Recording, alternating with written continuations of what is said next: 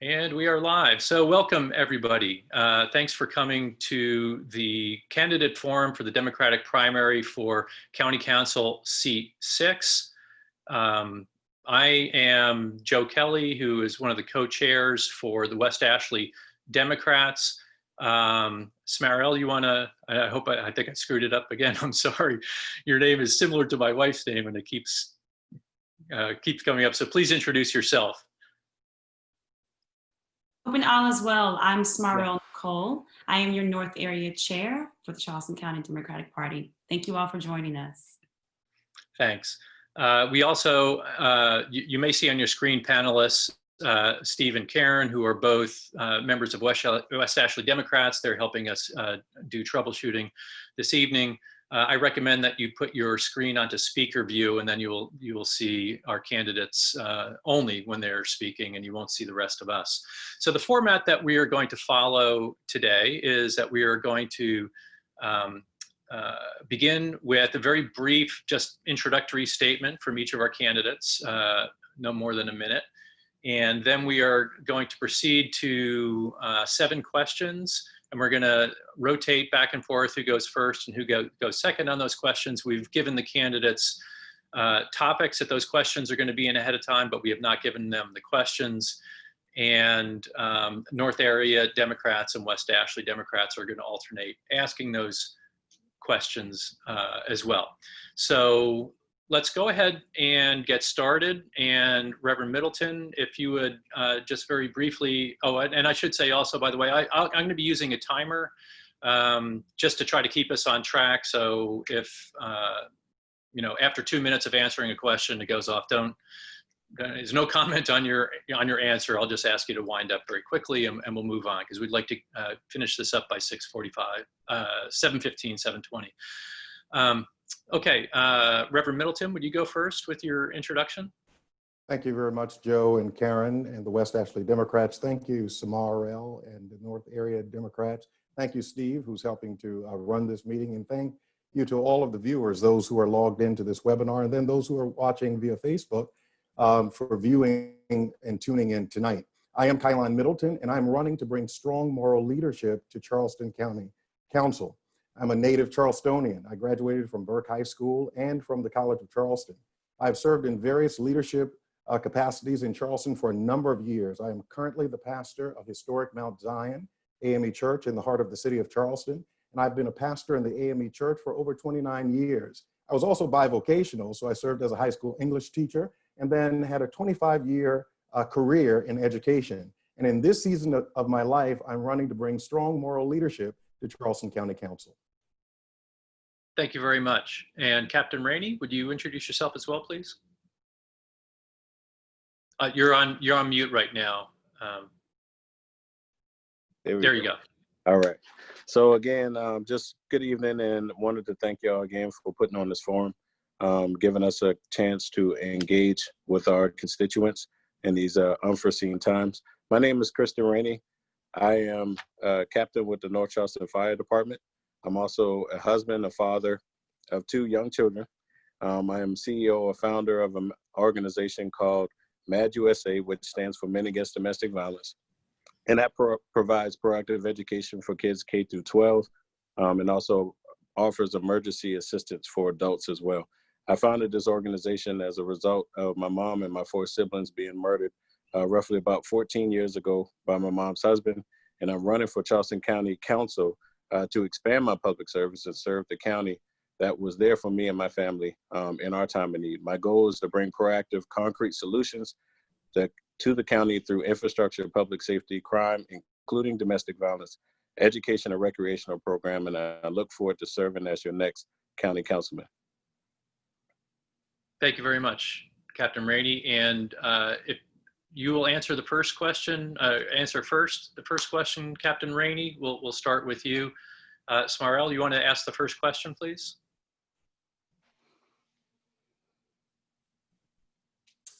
Absolutely. Thank you both for joining us. Our first question will be in regards to housing. North Charleston has one of the highest eviction rates in the country. What do you think the real problem is, and how will you address it if elected? I feel like eviction rates are a huge problem when it comes to Charleston County, and I think throughout the United States as a whole. During this pandemic, I think it really showed how ugly evictions are and things that we really need to change and eradicate. I think that we did a good job, obviously, on the state level of making sure that we took care of the constituents and making sure that they weren't evicted during this pandemic.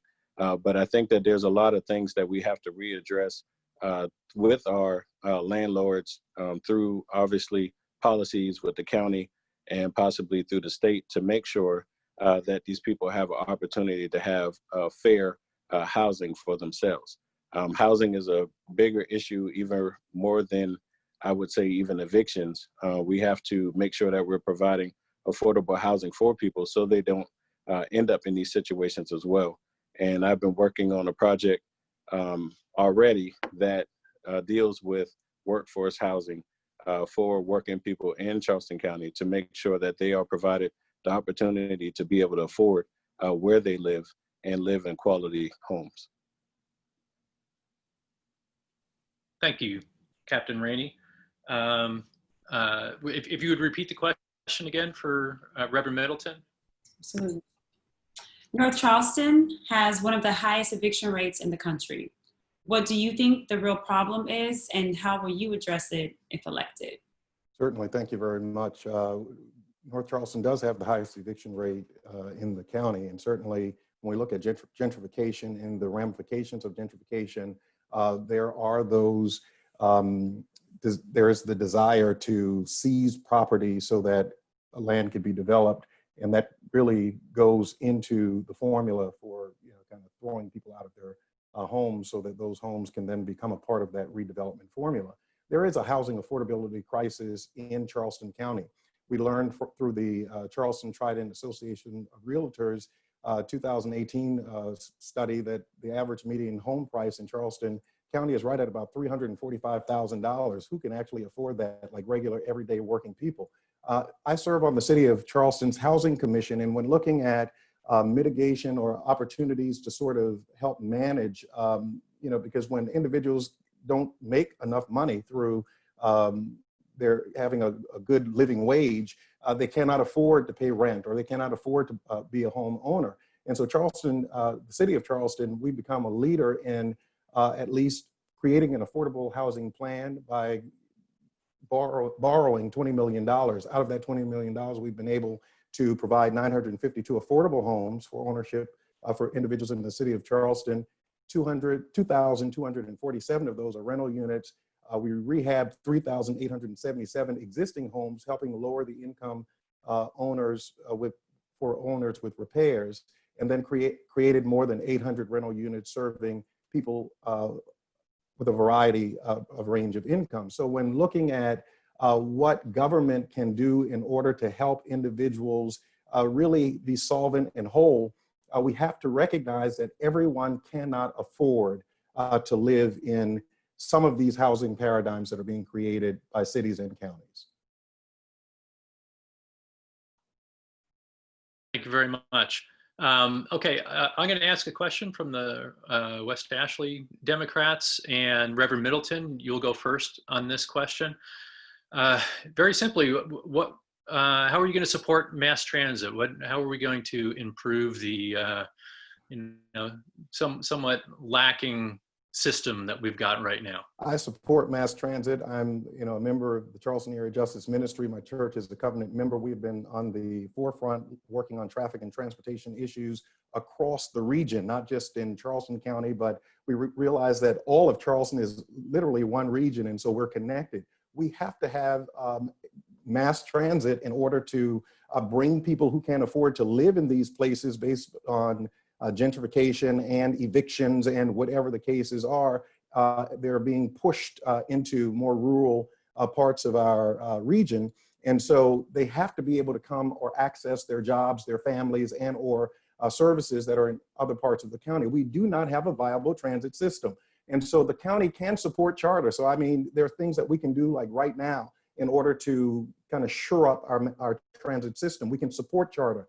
We can, the county itself can support transit-based development where mass transit is accessible. So where we're building houses, planning development, we can also make certain that there is a mass transit connection to those particular developments so that individuals don't have to drive into parts of cities where they work. And then as a part of the Cajun work, we are trying to push for a bus rapid transit system. Certainly there was, the half-cent sales tax, and through honesty, transparency, and strong moral leadership, I would make certain that those funds are not diverted to other projects, but we concentrate on fixing this issue, managing this crisis, and providing a mass transit system in Charleston County. Thank you very much. You guys are all coming in under time. That's great. I compliment you. Captain Rainey, same question to you. How would you improve our mass transit system? Yes, Joe. I think mass transit obviously has to be an aggressive approach, and you have to look at it from different facets as well. So when we talk about mass transit, we have to look at obviously expanding what we offer now for Carter, basically expanding the park and ride, seeing if we can get some more locations that are remotely located to help with the growth of our county. And also, one thing that we have to kind of, and like I said, is a couple folds that go into place is when we talk about housing deals with transit. So when we know that 50% of people that live in Berkeley County and 50% of people that live in Dorchester County are traveling outside of their county in order to come to Charleston County to work, we understand that most of our issues when it comes to traffic is really boils down to affordable housing and people being able to afford to stay in Charleston County, which would alleviate most of the traffic that we see day in and day out. But we have to obviously look at completing projects and funding projects that have already been talked about in the county as far as the extension of Glen McConnell, establishing some bike lanes, because I know a lot of people would like to ride bikes to commute back and forth to work. And we just have to make sure that we're doing eco-friendly things that are going to accommodate the environment, but also provide a solution and a long-term solution to the mass transit issue that we've had for a very long time. But we have to start looking at other cities and how they have evolved their transit and maybe adopt some of those things as well. Thank you very much. Okay, I'm going to bounce the ball back to North Charleston now for question number 3. This is good. This is some good stuff. Okay, so now we're going to get into gentrification. With the rapid increase in development in our area, soon there will be no affordable housing left in Charleston. How will you help bring opportunities while still honoring the work of those preserving our community? And this is for Captain Rainey, I should have said. Sorry. That's fine. So when it comes to gentrification, I mean, in order to slow it or to stop it, it's very simple. It basically has started with zoning. Zoning is what controls gentrification. So in order to make sure that people are able to afford to live in areas, as Pastor Middleton said, we can't allow properties to go for sale and be developed into commercial properties. So the county and cities have control over gentrification if they choose to. So as long as we enforce zoning to stop gentrification, that is an easy way for us to obviously eradicate that problem. But when it comes to housing and making sure that people can afford, the project that I've been working on, which is the Workforce Housing Initiative that I've been already working on with the county, is to provide these homes and provide these homes at a very low cost. So we partner with Home Depot and Quicken Loans to provide very low interest rates and also to provide the material near cost to make sure that we can build quality homes, the same that you see. They won't look any different from any Charleston home that you see. There would be high quality, and to give people the opportunity to own homes and not just always have to rent and basically throwing that money away. We want people to be homeowners, not just be able to afford to live here, but have a good quality of life.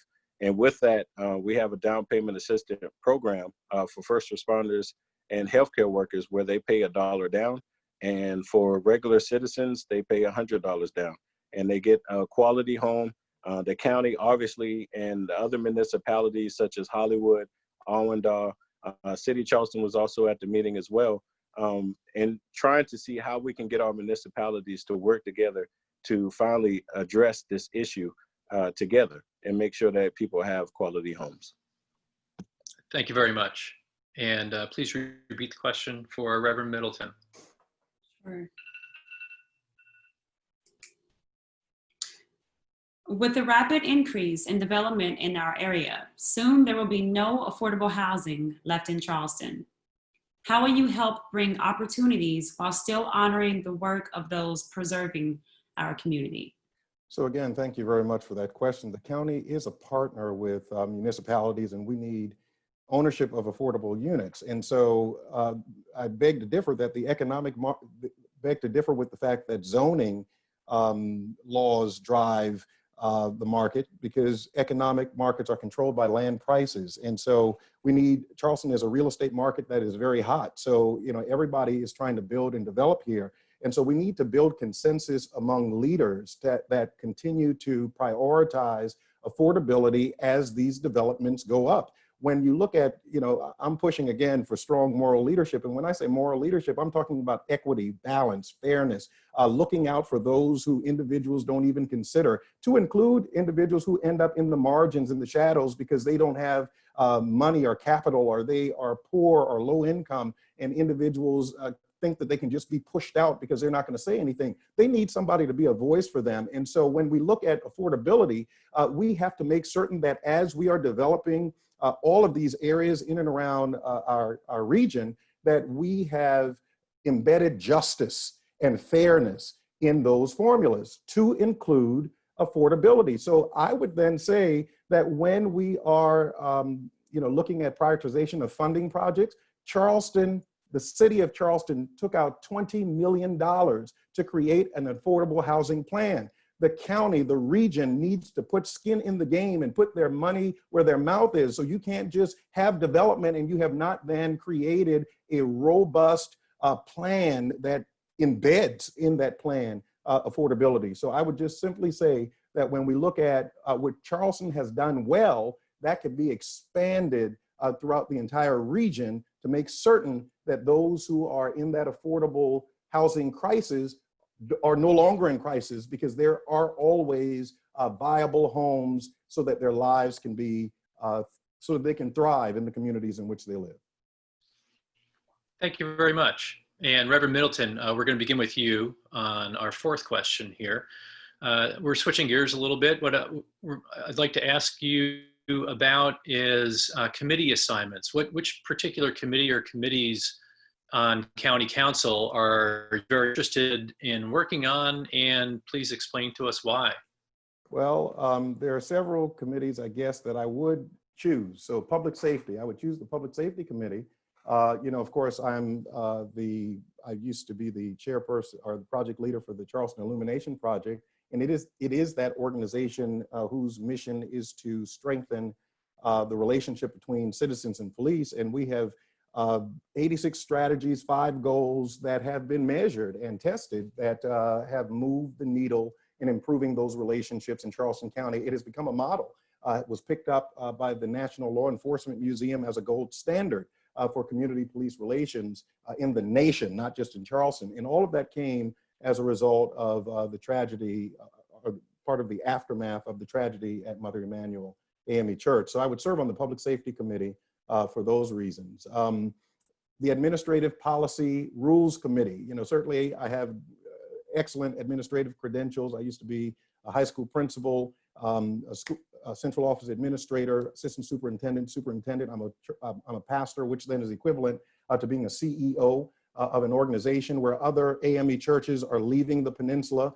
We are engaging in a multi-million-dollar restoration, renovation, and expansion project at Mount Zion AME Church, 5 Glebe Street, where, for 138 years, nothing that significant has occurred. So just based on my administrative interests, looking at providing oversight and delving into those legislative governmental matters, I think I would serve best there. And then lastly, economic development.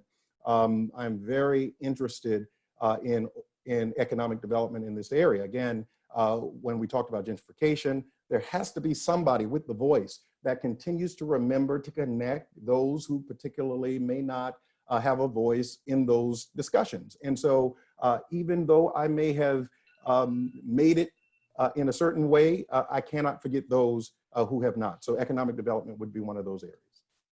Great, thank you very much. And Captain Rainey, same question. What committees are particularly appealing to you, and why would you like to serve on those committees?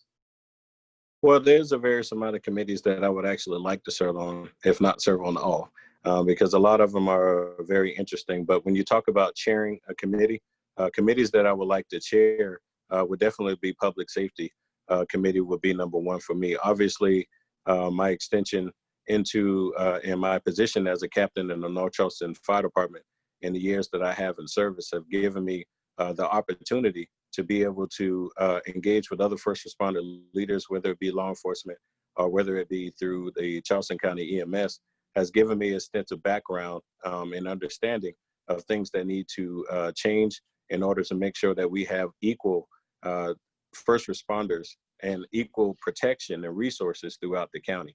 We know that we have outlying areas that don't typically have the same fire protection or EMS response, and that's not due to a poor EMS because they do a fantastic job. But the thing is they're actually stretched thin. So we have to look at strategic plans and see how can we adjust, how can we bring more paramedics to this area, how can we bring more resources to our outlying areas like Lincolnville, like Latson, to make sure that they have enough equipment and have enough resources to be able to establish auto aid agreements with the bigger municipalities to make sure that their people have proper fire coverage. And public safety is, obviously my heart and soul, but also the housing committee would be another committee that I would like to chair or serve on as well. And then the Charleston Area Regional Transit Authority, also obviously dealing with mass transit and trying to solve the issues that we continuously have when it deals with transportation and Carter. They do a great job of trying to adjust, and they've come up with some innovative ideas, but we have to look at expanding, and not just expanding for the issue that we have now, but we have to be proactive and progressive and making sure that, we're ahead of the curve and anticipate growth. Thank you very much. And Captain Rainey, you will go first on this, which is our fifth question. Smaril, would you go ahead? So we're going to get into jobs. With increased unemployment due to COVID-19, more people are having to be creative to find new sources of income. What type of resources are you going to put in place for startup entrepreneurs and small business owners? Thank you. Yes, that's a very interesting question. Obviously, with this pandemic that was unforeseen, it has affected the quality of life for a lot of people. And in order to bring jobs or restore jobs here in Charleston County, there are a few things that we have to do now. And there's a few things that we're going to have to obviously plant a seed to grow in the future. So as far as job development, we have to, just to kind of speed up the process with small businesses, maybe look at giving them some type of incentive for hiring locals in the area via tax breaks, just to give them, pump some life into these small businesses and make sure that they're able to thrive and survive because they are the heart and soul of Charleston. We know that 90% of businesses are small businesses.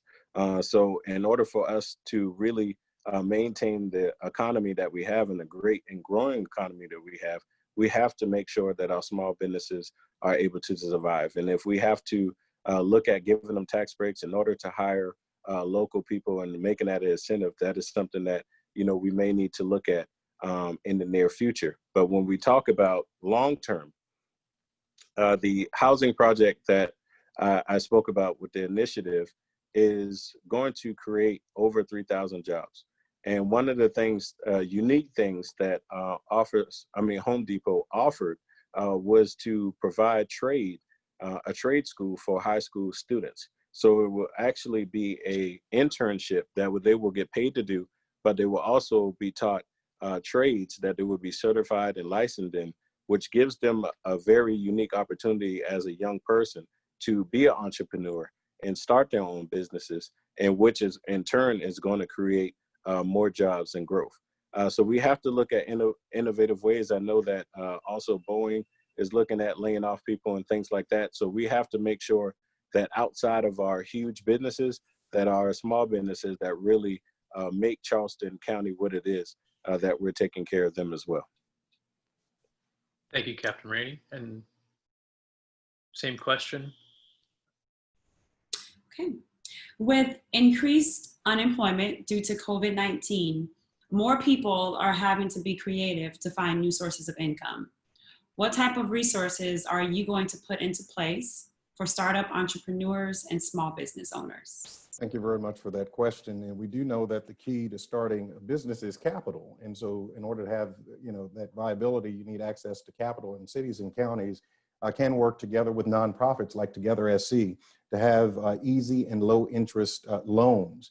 The city of Charleston is talking about this very same thing with LBC, and we have to look at probably issues of deferment of accommodations tax money in order to make this a viable opportunity, for those individuals who are looking to start up small businesses. We do recognize that under this COVID-19 pandemic, that local governments and municipalities, counties, and cities will have budgetary shortfalls. So we will have to depend on the federal government for some stimulus, some aid, some monies, and this is going to be a challenge. So we need robust planning. We need individuals who are able to convene those persons who are interested in starting small businesses, giving them the tools that they need and the access to the capital opportunities so that they might be able to be in a good position to have a successful small business or successful business when they start as entrepreneurs. Thanks very much. Okay. Smarell, I think I was going to ask a question about leadership in the county, but I think y'all have really kind of covered that. So rather than ask you to give an answer that's going to cover kind of similar ground about leadership aspects that you guys have both, I think, talked about kind of eloquently, I think I'll kick the ball back to North Charleston as one more question, and that will leave us time to field one question from the attendees who have been posting in the chat. So I'm going to forego the next question I was going to ask and kick it back to you, Smarell. If you would ask your last question. Okay. When natural disasters occur, they occur mostly in lower income areas. They are usually impacted the worst. Those areas are heavily populated by Black and Brown communities. What programs or regulations are necessary to protect air and water quality for all of Charleston County? And Reverend Middleton, you have the first shot at this question. Yeah, we definitely need good partnerships with areas like the Center for Air's Property. We definitely need to protect those who live in those rural areas. I pastored in Georgetown County for 18 years, and certainly that's not Charleston, and it was very rural, and we had lots of challenges in those areas because those individuals used to be farmers. They had large tracts of land, and as Georgetown, Myrtle Beach, and Conway and those areas started spilling into Georgetown County, making them bedroom communities, those were the areas that were targeted, and those land sort of issues became real issues for those who lived in those areas. So providing them with small, again, business association sort of opportunities if they're still able to farm on those lands, or if they're able to harvest trees or present other sorts of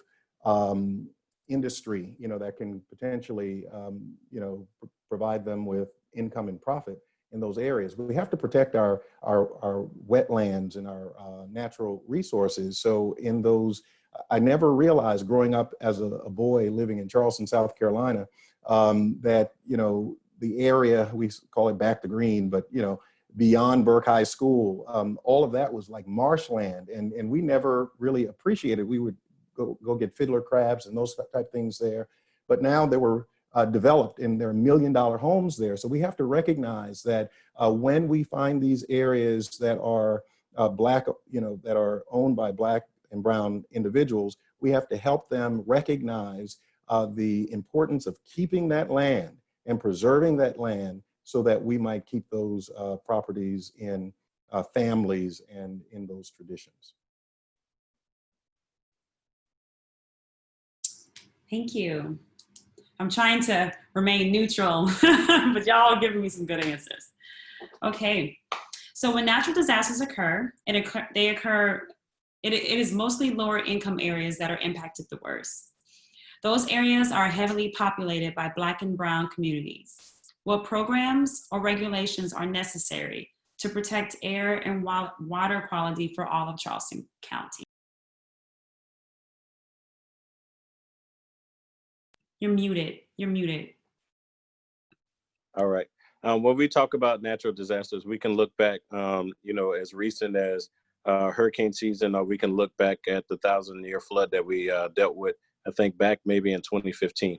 And we know that neighborhoods that typically had little flooding issues were flooded out completely. People had 4 to 5 feet of water in their homes, throughout the region. And so when we look at water quality, we have to make sure that, the same water quality that we have here in, I would say, West Ashley or the city of Charleston and North Charleston, we have to make sure that those same resources are extended to places like Ladson, to places like Lincolnville, who has their own water system that, honestly, that their mayor runs, and they need to be, basically updated and act. And we need to, as a county, we need to obviously treat them as if they are in the county, and making sure that they have the same quality of water and the same quality of life. As taxpayers and as county council members, we should be held accountable for our actions when it comes to quality of life for individuals. There's no reason why someone on this end of town should not have the same quality of life if they're paying taxes to the county and if they're represented strictly by the county as well. And we have to address our flooding issue as well. And I think sometimes we look at it as a West Ashley issue. We look at it sometimes as a North Charleston, Lincolnville issue. But to be honest with you, flooding is really a regional issue. And that's why when I get on county council, I would propose that we partner with the Army Corps of Engineers, and I would propose that we create a tri-county flooding task force to try to eradicate flooding in these issues, to make sure that these people's homes and the quality of life during natural disasters are not agitated unnecessarily through small storms. Because as Pastor Middleton said, growing up in Charleston, we thought that basically puddles and flooding downtown was normal. People played in that kind of stuff because that was just the quality of life that we grew up in. But it's 2020, and it's really time for us to really look at the overall holistic health of people in the county and take care of our people. Thank you, Captain Rainey, for that. And as I said, I'm going to forego my last question. And so this is a question that was posted in the chat by one of the attendees, and I want to just let everybody know, we didn't.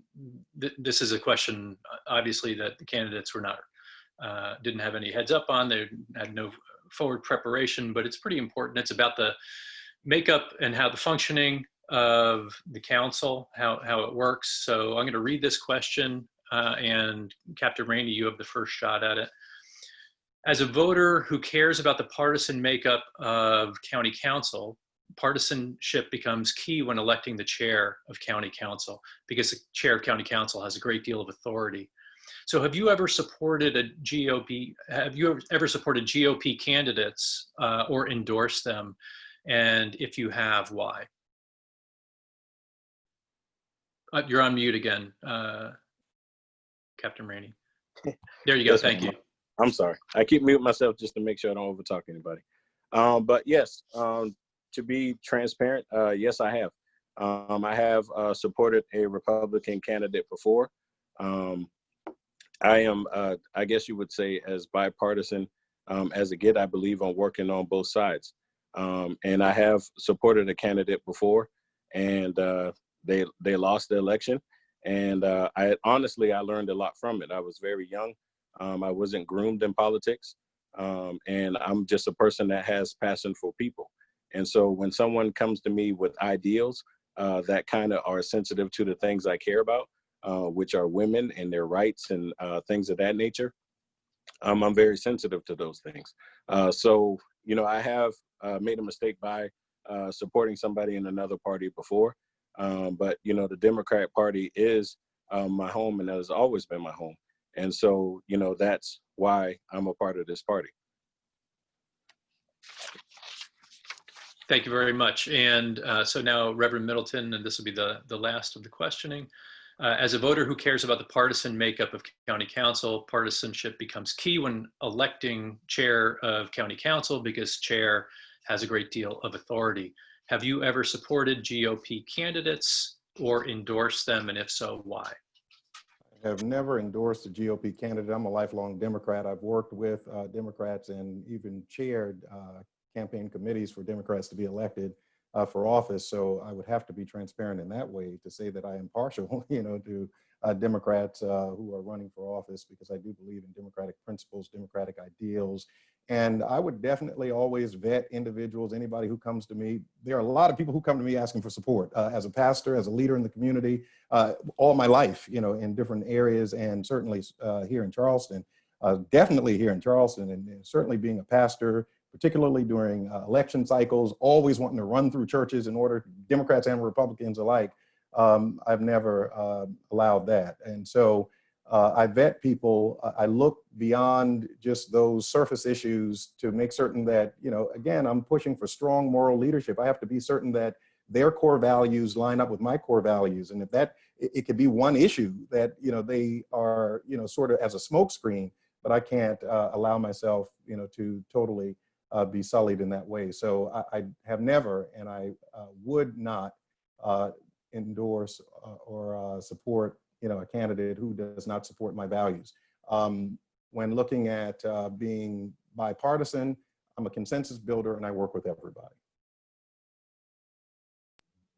Thank you very much. And that wraps up the question portion of our format. So what we have left is each candidate has up to 5 minutes to tell us more about themselves and their particular platform. And Reverend Middleton, you were the last to speak in the question, so you'll be the first to speak in this final segment.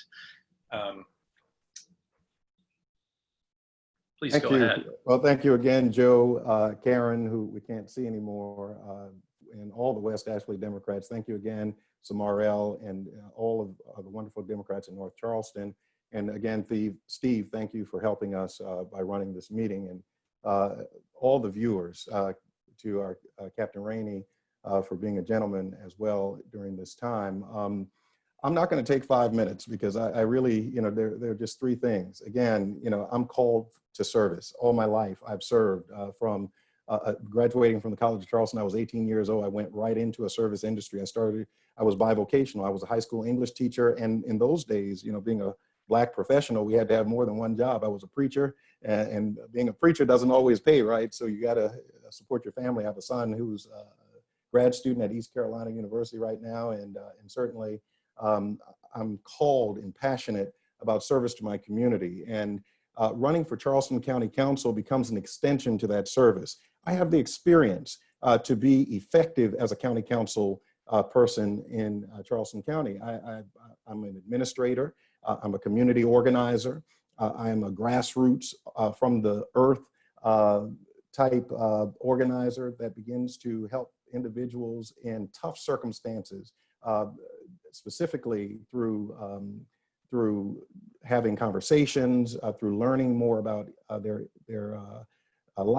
things that they have in common, helping them understand that we are more alike than we are different. And so just through my experience with the Illumination Project, my experience through leading forums in Charleston County that begins to help build bridges for those who may have found themselves on opposite sides, serving and presenting at multiple events to include issues that support domestic violence awareness and all of those other issues that impact our community. I plan to be a consensus builder. I am a consensus builder, and I plan to be a consensus builder on Charleston County Council.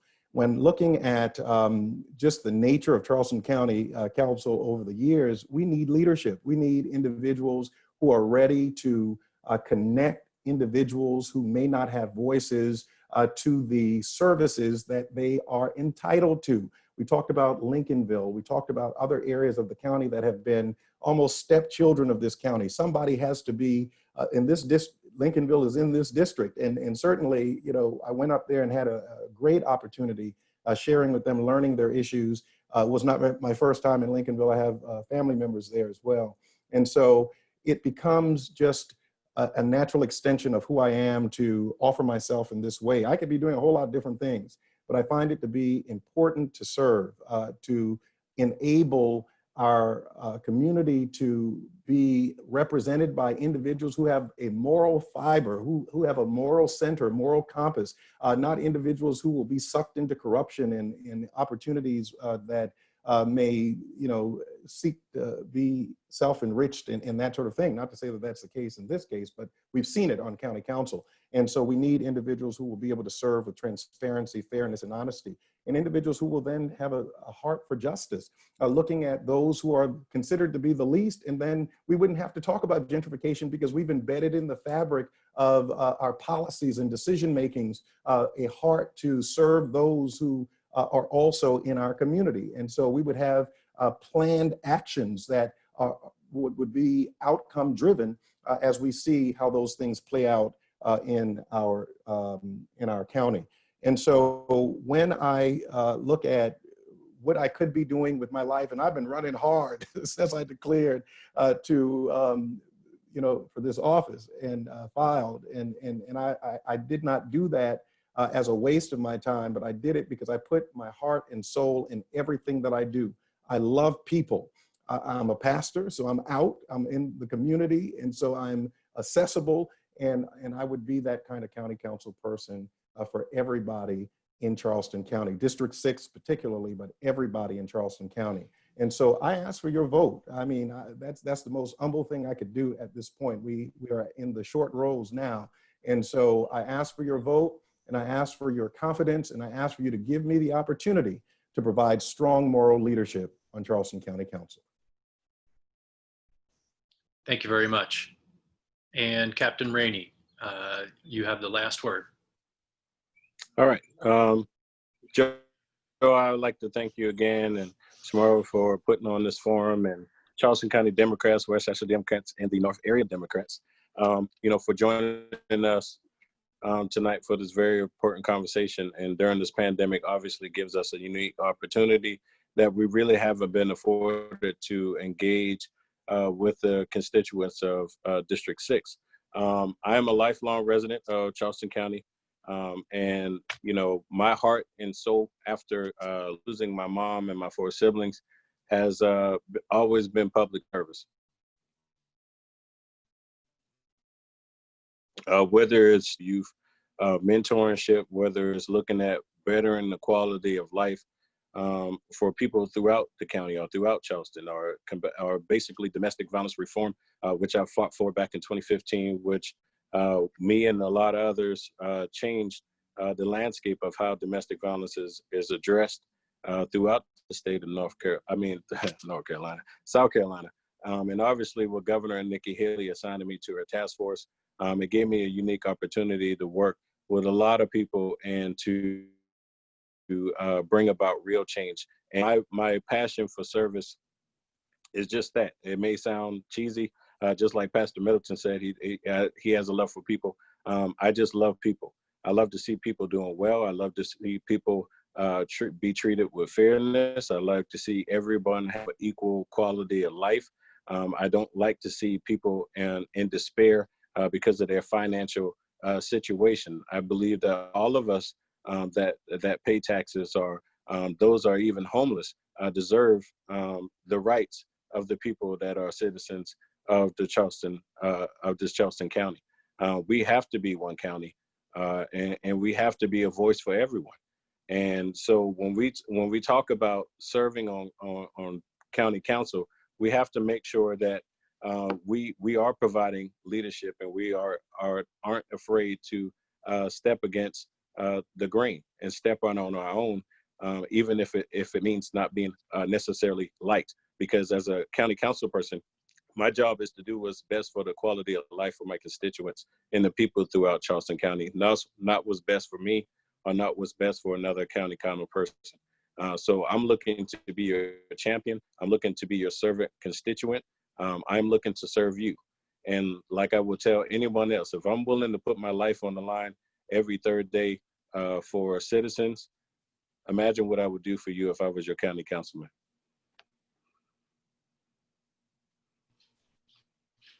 Thank you so much, Captain Rainey, Reverend Middleton. This has been fantastic. I can hardly imagine something more encouraging to Democratic voters than to see such fine candidates talk about their views. So that wraps up the program for today. I want to thank especially those of you who attended this evening. Thank you for giving us your time and your attention. Reverend Middleton, Captain Rainey, I really appreciate you guys taking the time to talk with the voters. Thanks so much. So this will conclude the meeting, and I'll stop the recording, which will be up on YouTube probably in a couple days if anyone wants to take a second look at this or share it with your friends. Let them know, what fantastic candidates that we have and send them to the YouTube channel. Thank you so much.